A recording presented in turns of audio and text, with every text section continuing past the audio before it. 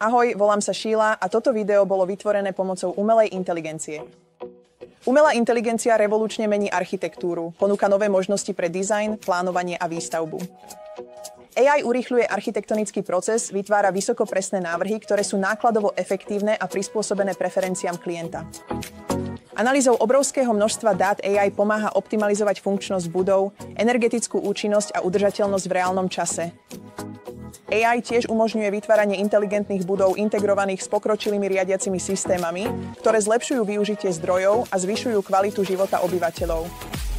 Avšak integrácia AI do architektúry prináša právne výzvy, ako sú otázky duševného vlastníctva, originalita návrhov vytvorených AI a práva autorstva.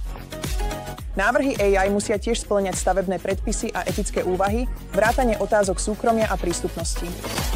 Aby sme mohli plne využiť AI v architektúre, potrebujeme robustný právny rámec na riešenie otázok duševného vlastníctva, zodpovednosti a súladu, ktorý zabezpečí bezpečnosť, inovácie a udržateľnosť.